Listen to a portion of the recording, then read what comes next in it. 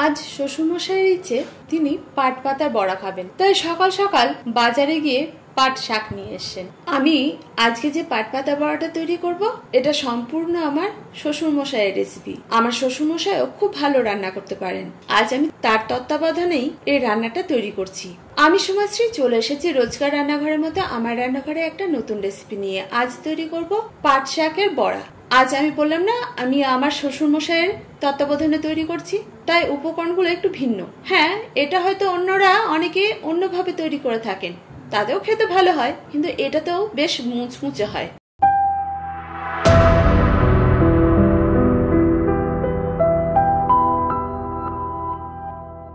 এর জন্য নিয়েছি পাট পাতা, যেটাকে আমি বেশ কিছুক্ষণ জলে ভিজিয়ে রেখে দিয়েছিলাম। আসলে এখন সব সবজি বা ফল নানান ধরনের বিষক্রিয়া মিশানো হয়, যেটা আমাদের শরীর পক্ষে ভালো না। তাই যে কোনো সবজি খাওয়ার আগে 1 ঘন্টা মতো ভিজিয়ে রেখে দিলে অনেকটা বিষক্রিয়া চলে যায়। যাই হোক, আমি এই পাট পাতাগুলোর ডগাগুলো ব্যবহার করেছি কচি কচি রেখে। চাইলে পাতাগুলো আপনারা বড়া হিসেবে তৈরি করতে পারেন। এটাকে জল ঝরিয়ে নিয়েছি। আর নিয়েছি 2.5 টেবিল চামচ বেসন, 2.5 টেবিল চামচ গোবিন্দভোগ চাল, 2.5 টেবিল চামচ মসুর ডাল। এই চাল আর ডাল কোনোটাই ভেজানো না। এই চাল, ডাল আর বেসন এটা দিয়ে আমি ব্যাটার তৈরি করে নেব। তার জন্য একটি মিক্সিং জারে শুকনো চাল আর মসুর ডালটাকে গ্রাইন্ড করে নিয়েছি। খুব মিহি গুঁড়ো করিনি, একটু দানা দানা আছে। এবার ব্যাটার তৈরি করার জন্য নিয়ে নিয়েছি একটা বড় বাটি। এর মধ্যে দিয়ে দিয়েছি প্রথমে চাল আর ডালের গুঁড়োটাকে, তারপর বেসন, এর সাথে দিয়েছি 1/2 চা চামচ কালো জিরে, স্বাদ অনুযায়ী নুন, 1/2 চা চামচ হলুদ গুঁড়ো, 1/2 চা চামচ কাশ্মীরি লঙ্কার গুঁড়ো আর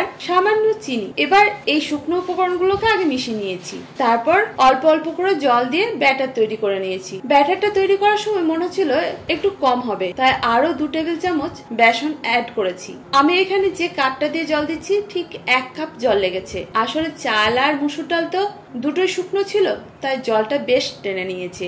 ব্যাটারটা দেখুন, বেশ পাতলাও না বেশি মোটাও না। এখন ব্যাটার রেডি। অন্যদিকে কড়াইতে পরিমাণ মতো সাদা তেল গরম হতে দিতে হবে বড়াগুলোকে ফ্রাই করার জন্য।